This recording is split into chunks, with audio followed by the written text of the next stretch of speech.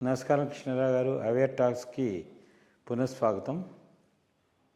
ఆంధ్రప్రదేశ్ ముఖ్యమంత్రి చంద్రబాబు నాయుడు గారు వ్యక్తిత్వంలో ఒక విధమైనటువంటి నికారసమైనటువంటి ఒక ప్లానింగ్ అయితే ఉంటుంది. ఇదివరకు కంబైన్డ్ స్టేట్లో ఉన్నప్పుడు విజన్ 2020 అని చెప్పేసి రాష్ట్రాన్ని ఏ విధంగా తీసుకెళ్ళగలమని చెప్పి అప్పుడు చెప్పారు. దాంట్లో కొన్ని చర్యలు తీసుకోవడం వలన దాని ఫలితాలు ఇప్పుడు ఇక్కడ తెలంగాణలో ఉండేటువంటి ఈ అభివృద్ధి, ఆయన నాంది పలికినటువంటి అభివృద్ధిని ప్రజలు చూడబోతున్నారు. ఇప్పుడు ఆంధ్రప్రదేశ్ రాష్ట్రం ఏర్పడిన తర్వాత ఆయన విజన్ 2047 అనేది పెట్టి, మరి ముఖ్యంగా first Amaravati development, then next ఏమో మన ప్రాజెక్టు పోలవరం ప్రాజెక్టు, ఈ రెండింటినీ ముఖ్యంగా కాన్సన్ట్రేట్ చేస్తూ రాష్ట్రాన్ని ముందుకు తీసుకెళ్తూ ఉచితాలకు కూడాను రేవంత్ రెడ్డి గారి లాగే ఆయన ఆల్రెడీ పోస్ట్పోన్ చేశాడు. ఏది తల్లి దీవెన ప్రోగ్రామును, తర్వాత ఫుడ్ ప్రోగ్రాము చెప్పాడు. కష్టమే అవుతుంది, వచ్చే రాబడి జీతపత్యాలకిను వీటికి ఇవ్వడానికి సరిపోతుంది, డెవలప్మెంట్ ఎక్కడ ఉంటుంది, రాబడలేదు అనేటువంటి విషయం. మరి ఇన్ని విషయాలు తెలిసి కూడాను ఆంధ్రప్రదేశ్ని మరంటే దీన్ని ఎలా ముందరు తీసుకెళ్తారు? ఎందుకంటే ఆయన మటుకు ఎక్కడెక్కడ దేన్ని ఏ విధంగా మార్చి ఒక ఇమేజ్ క్రియేట్ చేసి మార్కెటింగ్ చేయడంలో మటుకు చాలా ప్రసిద్ధి గల మనిషికి మనం చూసుకోవచ్చు. అంటే 100 రూపాయలు గజానికి కొన్న భూమిని తీసుకెళ్ళిపోయి 10,000 రూపాయలకు అమ్మేసేసి మొత్తం అందరికీ ఒక విజన్ చూపించి మీకేముంది అని అరచేతిలో స్వర్గాన్ని చూపించే, అండ్ ఇన్ఫ్యాక్ట్ దానికి కష్టపడి కూడా పడతాడు, ఆఫీసర్ల చేతి కూడా పని చేయిస్తూ ఉంటారు.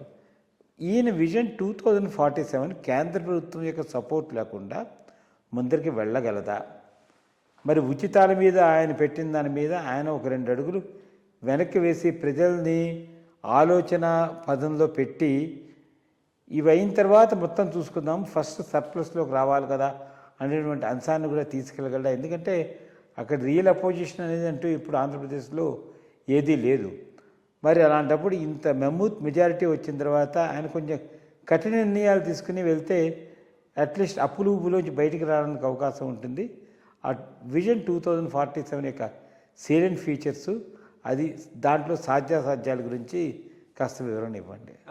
మీరు అన్నట్టు కరెక్టే. అప్పుడు 2020 విజన్ డాక్యుమెంట్ను రిలీజ్ చేయడం జరిగింది. దాని మీద చాలా ఎక్సర్సైజ్ చేసి దానిని రిలీజ్ చేయడం జరిగింది. 2047 విజన్ డాక్యుమెంట్ ఇప్పుడు రిలీజ్ చేశారు. ఒక 10 మేజర్ ఐటమ్స్తో రిలీజ్ చేయడం జరిగింది. మేబీ 2020 విజన్ డాక్యుమెంటు ఎక్కడ ఫెయిల్ అయింది, ఎక్కడ ప్రోగ్రెస్ అయింది, వాట్ వాస్ ది బ్యాక్గ్రౌండ్ అనేటటువంటిది ఇది ముందు డిస్కస్ చేయాలి. అది ఏదైనా ఈ బేసిస్ కదా ఇన్నాళ్ళు దీంట్లో. సో అది చేసుకొని దానికి ముందుకు పోతే బెటర్గా ఉంటుంది. బేసిక్గా ఇక్కడ 2 ప్రధానమైన అంశాలు. విజన్ అనేది ఎప్పుడు షేర్డ్ విజన్ ఉండాలి, shared between government and opposition. అట్లాంటి విజన్ ఉన్నప్పుడే అది సక్సెస్ఫుల్గా ఇంప్లిమెంట్ అయ్యే అవకాశం ఉంటుంది. బ్రాడ్గా అట్లీస్ట్ ఈ ఐడియాస్ మీద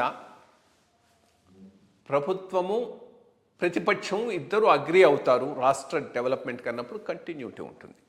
బట్ ఇక్కడ ఆ పరిస్థితి ఆంధ్రప్రదేశ్లో లేదు.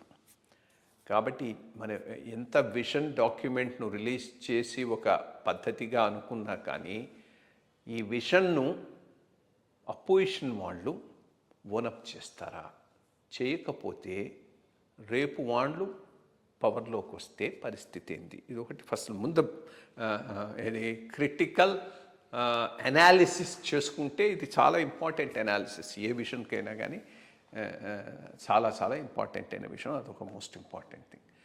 రెండోది, అంతకుముందు అవిభక్త ఆంధ్రప్రదేశ్లో ఆయనకు పెద్దగా కలిసి వచ్చినటువంటి అంశం ఏంటి అంటే, హైదరాబాదు ఒక మహానగరం ఎవరైనా డైరెక్షన్ ఇవ్వడానికి వెయిట్ చేస్తూ ఉంది. సరిగ్గా అయినప్పుడు సరైన డైరెక్షన్ ఇచ్చి ముందుకు తీసుకుపోయినాడు.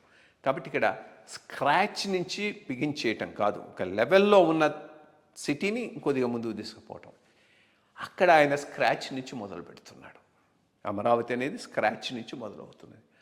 అది ఎంతవరకు సక్సెస్ అవుతుంది, అంతా ఇన్వెస్ట్మెంట్ అక్కడ పోతున్నప్పుడు ఇతర రీజన్స్ నుంచి ఎటువంటి రియాక్షన్ వస్తుంది, ఇదన్నీ అన్నోన్ ఫ్యాక్ట్స్. ఇవన్నీ ఎప్పుడు తెలియవు, సడన్గా వచ్చేస్తే ఏదో ఆయన అన్నట్టు ఎవరో లెనిన్ గారు అన్నట్టని చెప్తూ ఉంటారు. ఇది దశాబ్దాలు శతాబ్దాలుగా ఏమీ జరగదు, ఒక సంవత్సరంలోనే దశాబ్దాలు జరిగిపోతాయని. సో ఇవన్నీ ఫీలింగ్స్ ఎప్పుడు బయటికి రావు, సడన్గా వచ్చాయంటే ఎటుకుపోతాయో ఎవరికి తెలియదు. సో అదొక దీనివల్ల ఈ ఓవర్ కాన్సన్ట్రేషన్ ఒక ప్రదేశం మీద పెట్టిన దానివల్ల రీజనల్ రెస్పాన్సెస్ ఎట్లా ఉంటాయనేది అదొక అన్నోన్ ఫ్యాక్టు. అపోజిషన్ ఒకట అన్నోన్ ఫ్యాక్టు. ఈ విజన్కి వచ్చేటటువంటి మెయిన్ ఇంపెడిమెంట్స్లో మూడోది ఫైనాన్సెస్ ఎట్లాగంటే ఇట్లా ఫైనాన్సెస్ లేకుండా ఏమీ జరగవు. ఇన్ఫ్రాస్ట్రక్చర్ అనేది బిల్డ్ చేయాలి. బట్ ఆల్రెడీ ఆంధ్ర ఒక రకంగా ఇదే ఈ ఫ్రీబీలకు అలవాటు పడ్డారు. అది ఎంతవరకు కట్ చేసి ఎంతవరకు మూలధనం ఏం చేయగలుగుతారు, ఆ బ్యాలెన్సింగ్ ఎంత ఫైన్గా తీసుకుపోయి ప్రజల్లోకి తీసుకుపోతారనే దాని మీదనే క్రూషల్గా ఈ విజన్ ఇంప్లిమెంటేషన్ ఆధారపడి ఉంటుంది. రిసోర్స్ లేకుండా there is no implementation.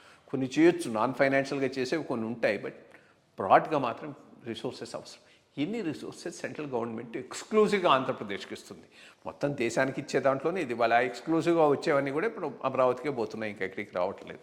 So ఈ ప్రాబ్లమ్స్ అన్నిట్లో విజన్ ఏ రకంగా ముందుకు పోతుంది అనేటటువంటి దాని మీద ఉన్నాయి. బట్ ఎనీ కేస్ ఆల్వేస్ ఏమి చేయదేని దానికన్నా ఒక విజన్ పెట్టుకొని ముందుకు పోవటం ఎప్పుడైనా కానీ మంచిదే. ఆ రకంలో it's a very commendable effort, దాన్ని ఎవరు కాదనలేరు.